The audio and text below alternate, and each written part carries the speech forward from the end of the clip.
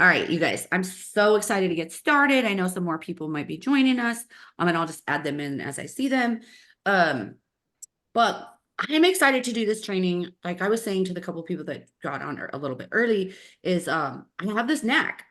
You know, the more you do psychic readings, the more I teach my students how to do psychic readings in my Awaken program as my most popular program. Um, and we hone in on certain things. So I have this knack for connecting people because the more psychic readings you do, the more you understand human behavior and the more you're able to like put the puzzle pieces together for people. It's super fun.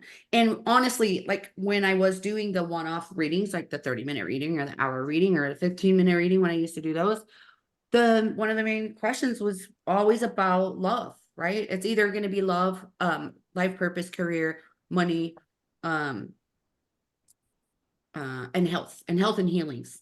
Those are usually what people come to psychics for, and life coaches and all that.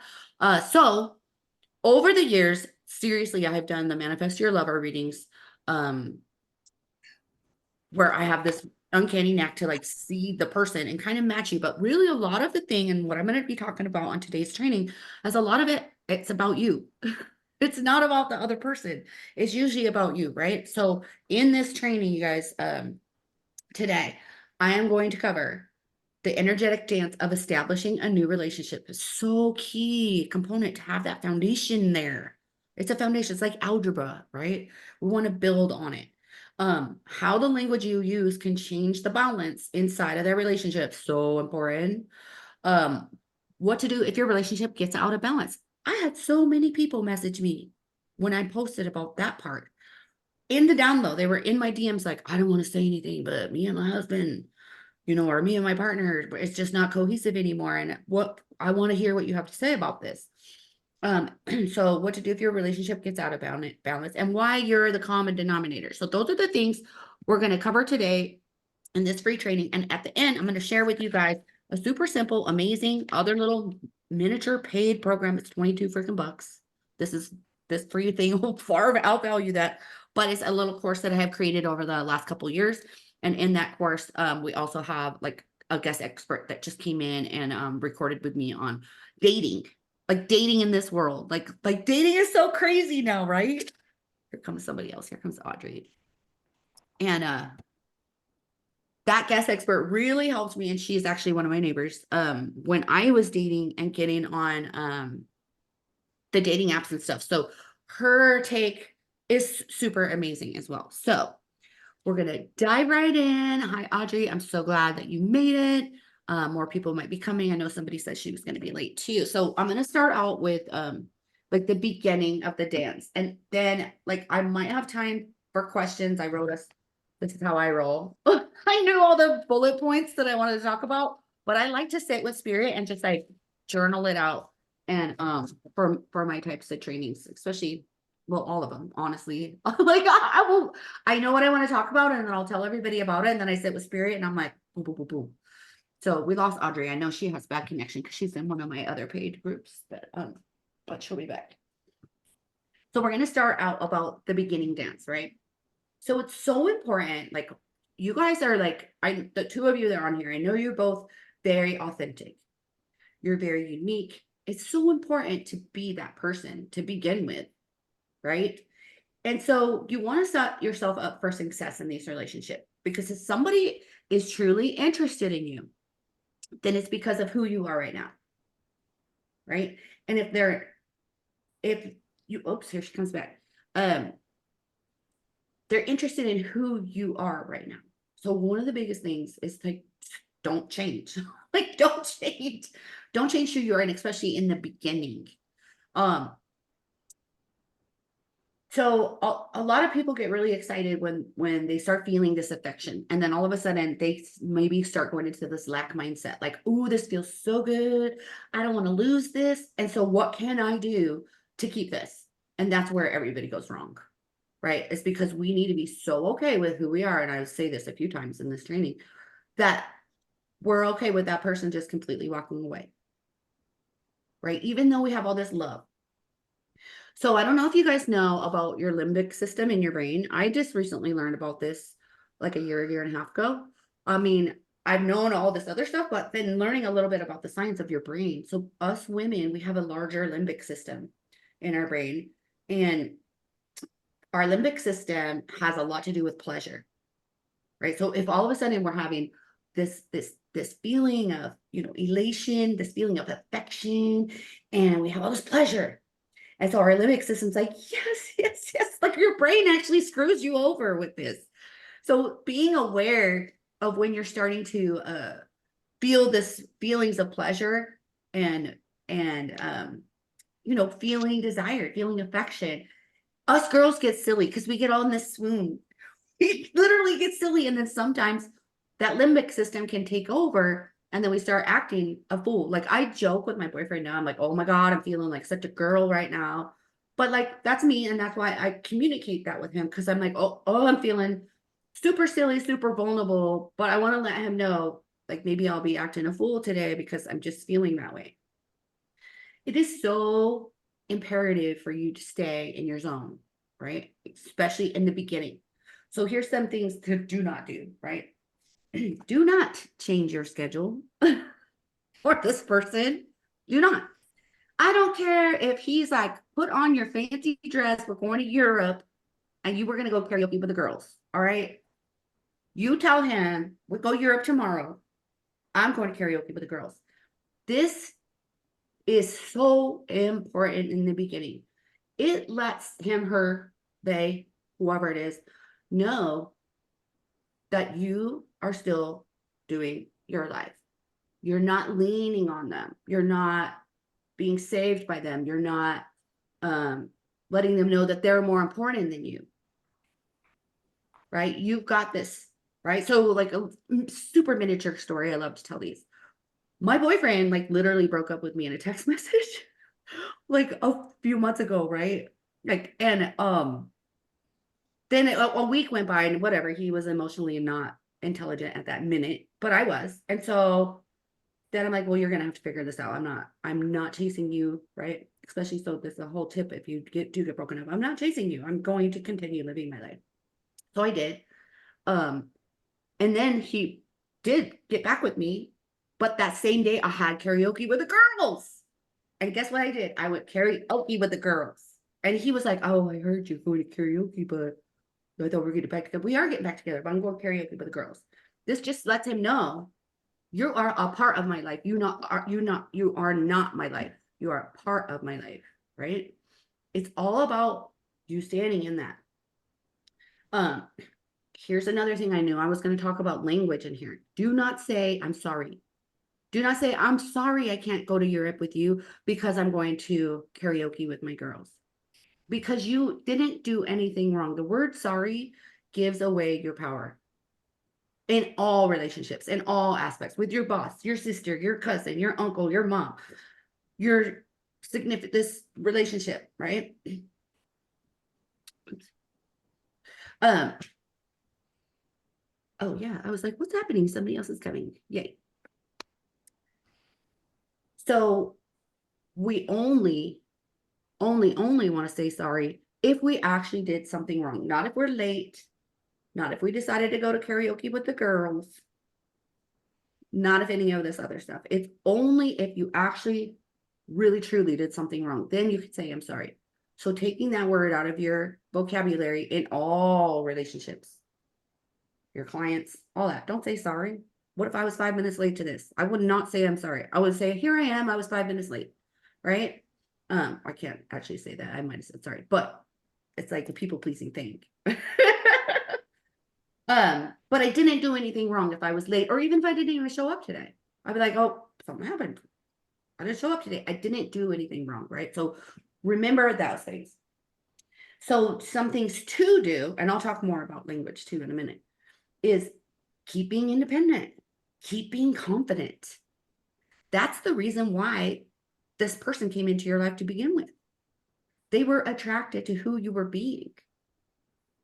So realize that, here's the big thing, you don't need a partner. We want one. I want one, right? I love having my boyfriend, but you don't need them. If you approach a relationship because you're looking for your other half, oh my God, can we just kill that word, other half, right? Twin flame, I don't believe it. Nope. Get the hell away. Other half, you know, my better half, like that's all language, right? We don't want to do that because what are you saying to yourself and to the other person? They're better than you, they're your other half, like something's missing inside of you. That's not true. You don't need a partner. And then ask yourself, why do you want a partner? This is self-development. This is self-reflection. This is emotional intelligence. This is self-awareness. I just did a post the other day that only up to 15% of people are self-aware. They don't ask themselves these valuable questions because without asking these questions, you're not going to get the answer from yourself, right? So it's so important. Ask yourself, why do I want this partner? And it's okay if you feel broken. It's okay if you feel like you need a partner because you don't feel whole. It's all right. Right. But then if you pinpoint that and then you'll be like, well, gosh, if you go into this relationship because you're feeling like somebody's going to save you or fix a certain component of your life, then you're already going in broken and you're the red flag. You're the red flag. Woo, right? Um, so sit with it. Is it lack?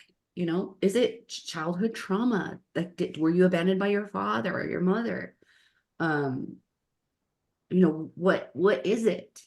Do you feel like you, this is something else I like to talk about too, is like, are you craving somebody to go to yoga with? Well, go to yoga with me. You don't need this significant other to fulfill that.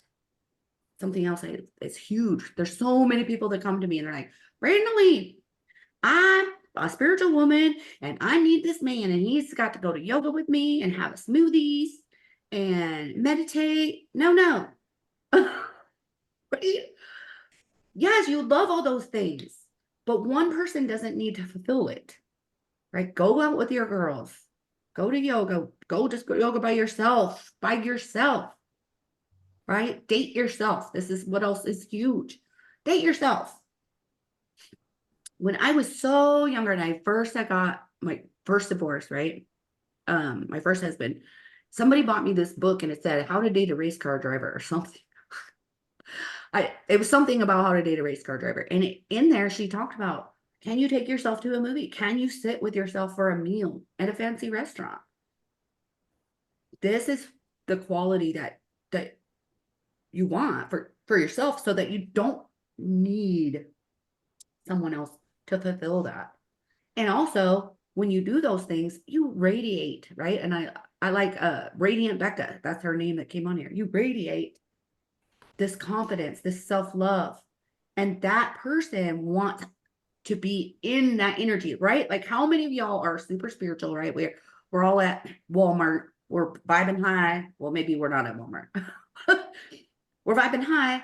And then people come into your existence or they watch my video on YouTube and they comment, oh my gosh, your energy is just so infectious. Well, yeah, because you're being that person then.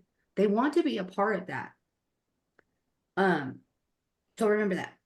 So are you looking for a relationship because of lack, childhood trauma? Are you feeling incomplete? That means you're the component, you're the red flag, right? And I wrote that on here, you're red flag, right? So also, I want to point out that recently, right? Because most of you know, I was in a super long-term relationship with my husband, 22 years, and then he died.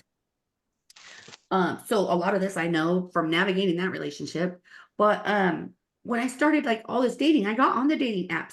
And like I was telling you guys in the beginning, there is a paid course at the end of this for 22. So like dating in this now moment, I was like, what the hell is going on? What's wrong with these crazy people on the dating apps and stuff? And I came to realize that men, right, are the masculine is very animalistic.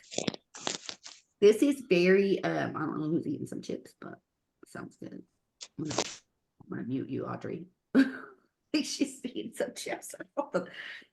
They're very animalistic. So let's talk about that for a minute.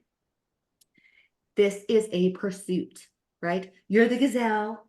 I'm out here taking myself to dinner. I'm looking all mighty fine. And then the lion's like, oh, hell yeah. Oh my God, this is a pursuit, right? But if the gazelle is like, you're lying. I sound ridiculous, but the lion's going to be like, what the hell is wrong with that gazelle? And then things will change. So this is how the beginning of a relationship could change really quickly, where it doesn't even end up being a relationship, right? This is like the beginning. It's very animalistic. It's very pursuit. A real solid man will keep pursuing you, and not for sex, right? For experiences. They'll keep coming back, little nibbles.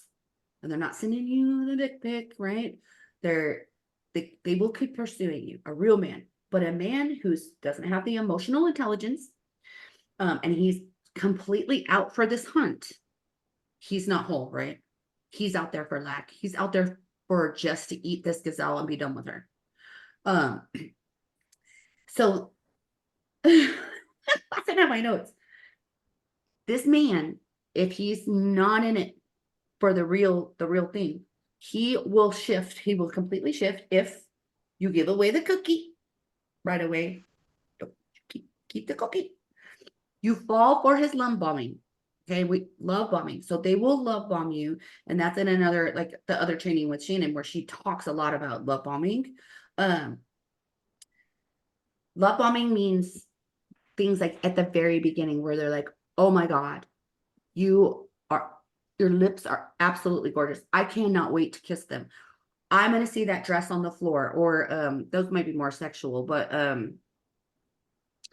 you are absolutely gorgeous. Who gave you those hips? Like, or I can't wait to delete this app because I met you on it. Like, you're the one. I'm deleting this app.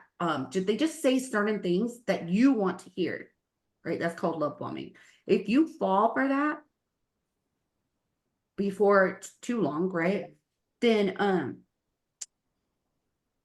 they feel like the chase is over. There's no more pursuit. These are the not real men, right? Because they just wanted attention. They just wanted validation. They just wanted to know that it's possible for them to achieve this hunt, right? It's just possible for them to get this energy. It's almost like a narcissist and an empath, right? Or that narc just wants the energy. They just want attention. Or it's like a 2-year-old. I always like to refer to like narcissists as like 2-year-olds in the mall that want the sucker. They don't get their sucker and they can have a complete freaking meltdown. So if they do get the sucker, then they learn that next time I'm going to have a further meltdown. I'm going to act out even worse this time. So it's like, it's all energy balance. It's all relationship dynamics. It's all the balance of all of this, right? So the man who is in pursuit, and if you fall for his love bombing and he's just wanting validation, all of a sudden it's going to be radio silent, or you're going to get ghosted, or he's just going to change and he's going to all of a sudden treat you like crap because he wants to go out and get that adrenaline rush again. And he's already gotten it from you, and he's not really in pursuit for something further.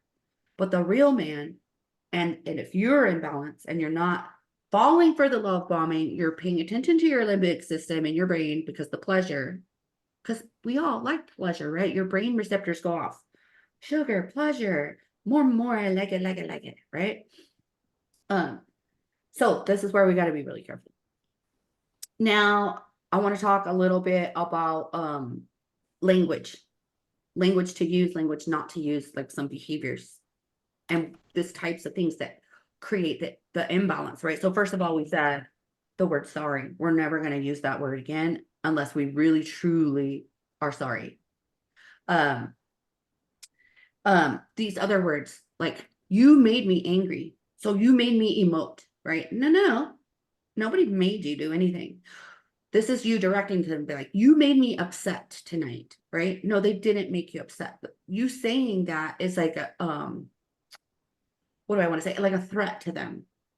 That's like a threat. But also, what's it saying about you? You gave the power away. So first of all, you're threatening them because they did something wrong, which they didn't. And second of all, you're saying that you lost your power, right? Yeah, you might have got angry. Yeah, you might have got sad. Yeah, you might have had an emotion.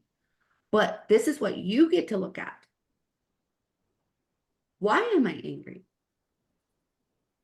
what kind of what did they do? Like, you really got to get deep in this. This is self-development, right?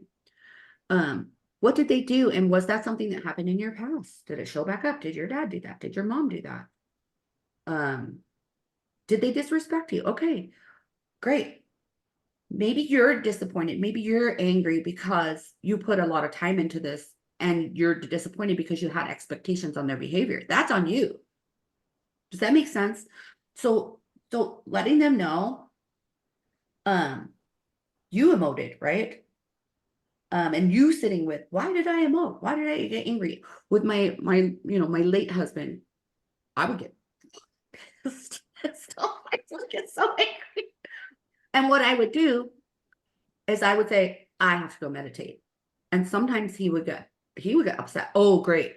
Here we go again. Yeah, here we go again. Because I don't want to respond. I don't want to react, because if I do right now, I need to go find out why I feel this way, where this is coming from for me. This is all about emotional intelligence. It really is. Being intelligent, right? Another word that we don't want to ever say is like, whatever. That just completely blows it over, because it means you're just completely ignoring and you're telling them they're wrong and you just don't want to even address it, right? If we think about these words, think about the words that we use, whatever, and the tonality, whatever. So then that if we use that, then all of a sudden here comes this imbalance, and we could just build on it and build on it, and it builds, because somewhere in the back of their mind, they're like, she said whatever to me, or he said whatever to me. And that means something. What does that mean for me? It means he doesn't want to address what came up, and he thinks it's my fault.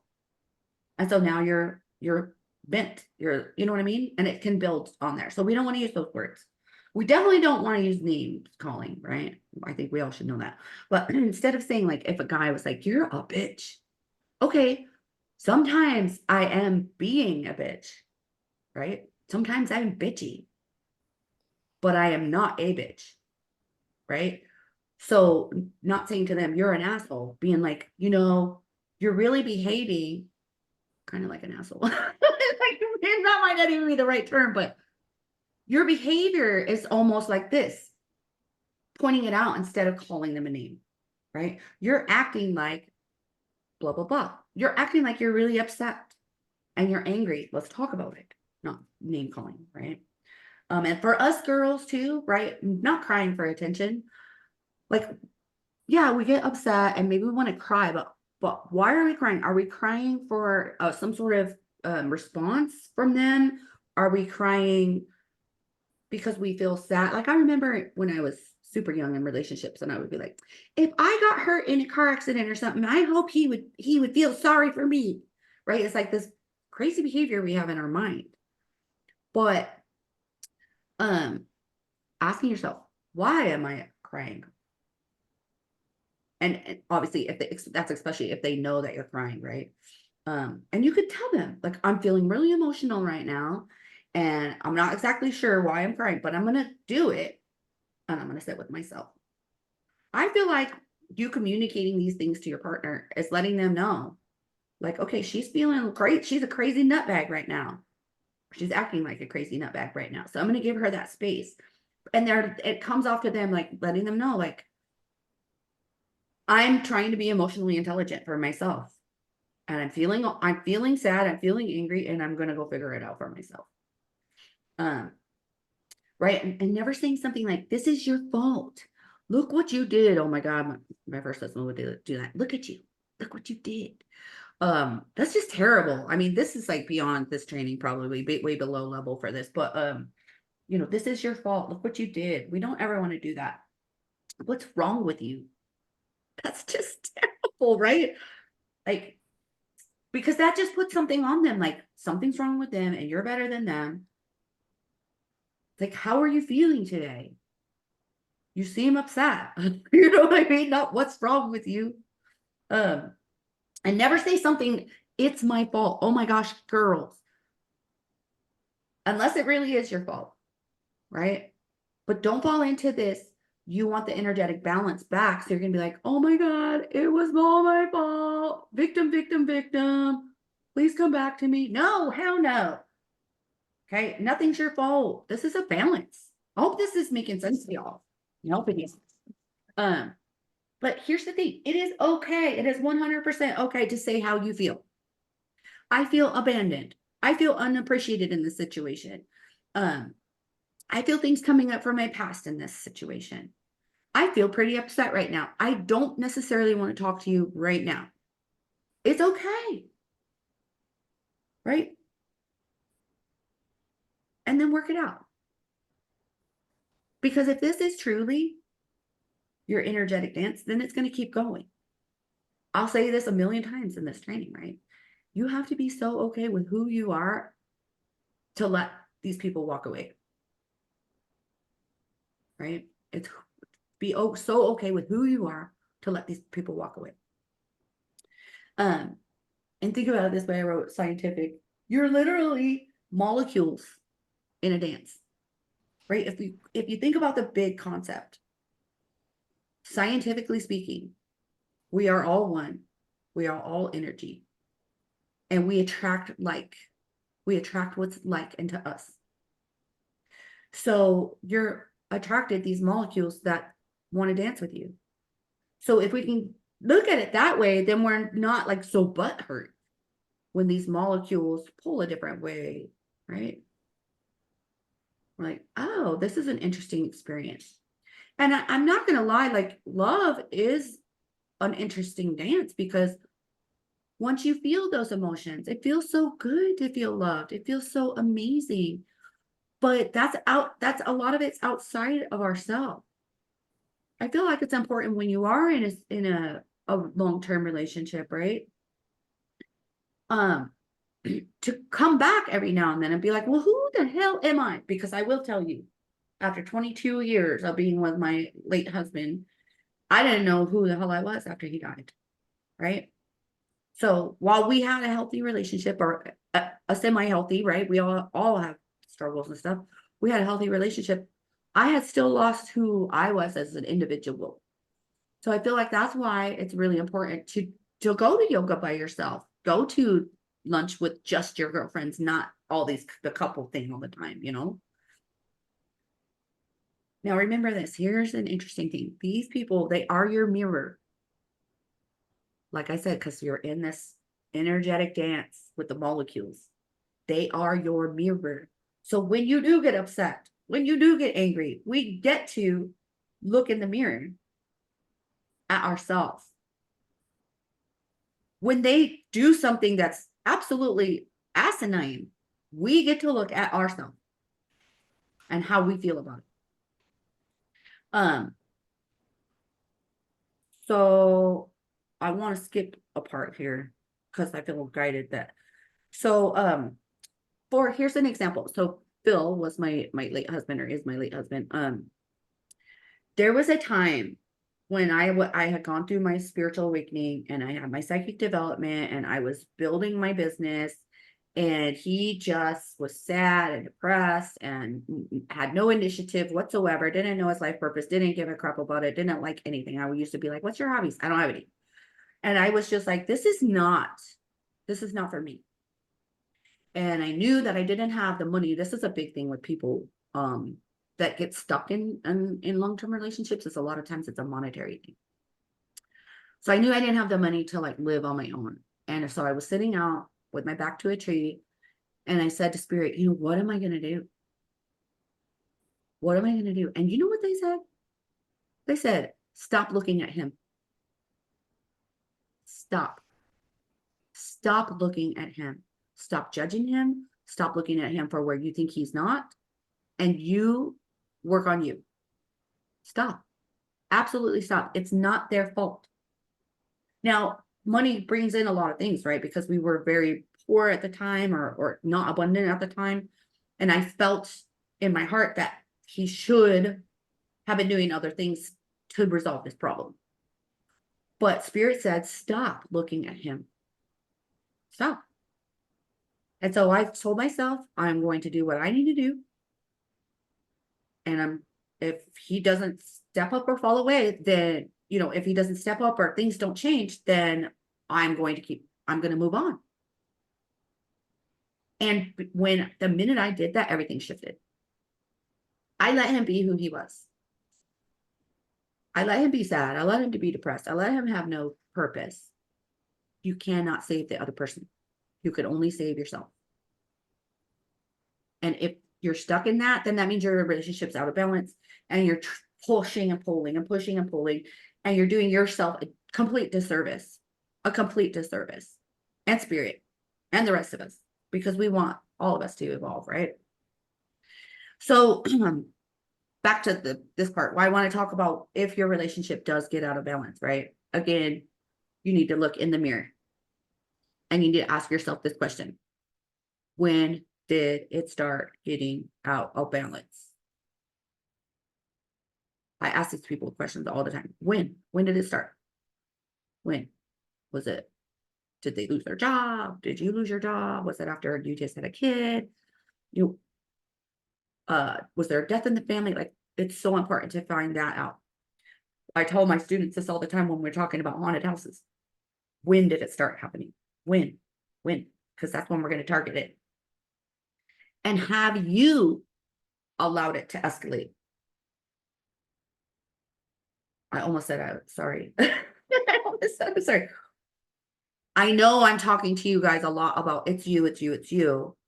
But in the end, it is, right? I shared a meme the other day and it says all the spiritual shit boils down to it's on you, chief. It's true. It's true. If you could be so solid with who you are, you're going to have a much healthier relationship. So how have you allowed it to escalate? Have you people pleased, right? Have you changed your vocabulary around this person? Have you tried to save them, right? Have you been disappointed in them because they didn't make the changes that you tried to save them with, right? Is it starting to be a codependent relationship? Are you being the victim? Oh my gosh. Are you being a victim? Are you using words that make you small? And are you wanting to save them? And again, you have to be so okay with yourself and who you are now that you are willing for them or for you to walk away. It is simple as that.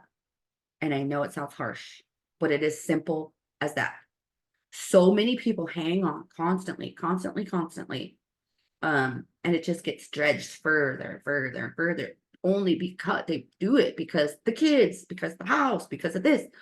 But we're in a spiritual world, and doing those things is telling the universe, I won't be able to, my kids won't, be okay. I won't get another house. You're blocking yourself by saying those things. Is it hard? Like, some people have to go to freaking, homeless shelter with their children. And some people won't do that and they'll stay in that relationship. But everything's going to be okay no matter what. Look how short our life is here. Why would we get stuck into that, right? So if your main focus is not on your growth, and if your main focus is on your growth, my bad, and not changing them, then they will either rise up or they will fall away. Because the minute that you stop focusing on them, they're gonna be like, why is she not bitching at me anymore? Why is she just going doing the things on her own? Wow. It's almost like she doesn't even need me anymore. And you're not necessarily saying that, but you are in a way. You're like, oh, here I go. Right? And you need to be okay with that if they're going to rise up or fall away. But a lot of times they will rise up. This is how we shift that out of balance relationship dynamic back. And we're going to talk more about that. The invisible is scary. The invisible space before us is so scary. Oh my God, talking about making an investment, even the $22 one that you guys are gonna make after this. Right? But you must continue on with you. You must continue on with you. What's the alternative? Staying in this muck. I'm not saying walk out the door, right? I'm not saying leave that mofo right away. I'm saying focus on your growth. And don't be nasty with them. Like, I'm focusing on me because you're an asshole, right? Like, you focus on you. You don't have to say it out loud to them. We're going to talk more about that in a second. Remember this. You do not owe anybody anything. I don't care what the previous part of your relationship was, right? Maybe they saved you off the street. Maybe somebody else I was talking to, somebody came into their life when they got really sick and was helping them get better. Maybe they did that. But you still have to do your personal growth, or else you're sacrificing yourself to the other person, and that's no fun for you. And think about it this way. If you continue on in the struggle bus of a relationship, you're doing a disservice to the person that you actually love, right? By not working on you and letting them fall away or grow. You're doing a disservice to them. So if you love them so much and you've been trying to save them so much from their troubles, or show them the way out of their troubles, and you keep holding on, then you're doing them a disservice, because if you let them go, they're going to figure this shit out. We talk a lot about this, like with addiction, right? Right? People that are going through addiction, like they have to hit their own rock bottom. You can't ever save that person. And a lot of times in those shows that you watch, right? The families say you can no longer talk to us. You can no longer come over. We're no longer going to financially support you. You have to get out. You're going to have to go be homeless. It sounds brutal, but honestly, if you think about it, that's what ends up happening in this love triangle tangle. So again, you don't owe anybody anything, and neither do they. They don't owe you. They do not owe you anything, no matter how much you saved them, financially supported them, blah, blah, blah, blah, blah. They don't owe you anything. Okay. Again, asking yourself, when did it start? And then you can communicate that things that you will be changing. You can communicate saying, you know what, I'm going to start doing a lot more personal work on myself. And so you might notice that. I feel like this is a great thing for you to let them know. This is huge when we're talking about empaths. Right? Communicate that things will be changing, because human behavior, this is what happens when you start creating changes. That person is actually addicted to who you used to be. So if you're starting to work a lot more on yourself, you've come to this point in your relationship where you're like, man, I got to do something for me. So, maybe you're being manipulated. Maybe it's out of balance. Maybe that person's a narcissist. Maybe you've just been over serving, people pleasing, all the things, and you decided you have had enough. This happens so much. So communicate with them saying, I'm going to start working on myself. I'm going to create boundaries. I'm not going to do the dishes at night anymore, or whatever it is. The other person is addicted to who you used to be, and therefore you took away their candy. They might fight for their candy back, right? Oh, here comes somebody else. We're almost done, sort of. That other person might fight to get their candy back. This is where you have to be strong. You get to be strong, not have to be. You get to be strong. They're addicted as who you used to be, right? They're going to fight for you to keep their addiction. And this is where you get to say, no, I am changing. I am doing this. I understand. And it's okay to tell them, I understand you're uncomfortable. And you can tell them, I understand you're used to me being the way I used to be, but I'm not that person anymore. I'm not going back. And if this is going to work, then you're going to have to be okay with that. And if they're not, they're not. And you have to be so okay with them walking away.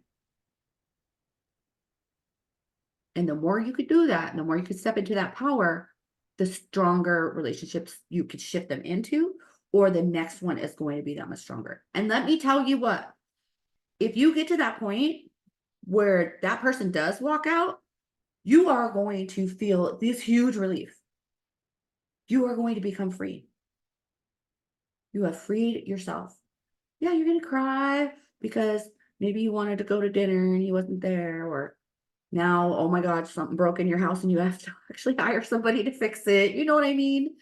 Yeah, there's those things. Or I'm alone, right? And I just don't want to be alone tonight. I want somebody to hold me. Yes, you can have all those feelings. But in the end, it's on you, Chief. Like, right? Like I'm saying, it's on you, Chief.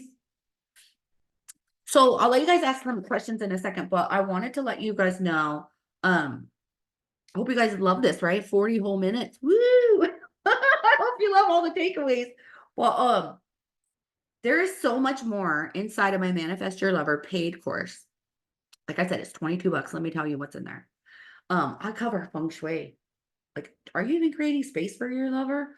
Are you blocking your lover because of the way things are set up in your house? It's a real thing. We cover astrology. By the way, Chris, I just recorded a podcast with Diane today. Astrology and your lover's crystals and manifesting love. And I specifically go deep into manifest your lover list. This works like freaking magic, but you have to do it right. And that's all on the inside of the other course. Because you can't just be like, I want dark, tall, dark, and handsome with a lot of money. Okay. So you'll learn how to do that in the other course. You'll learn how to create space for your lover. And then, like I told you, Shannon just came in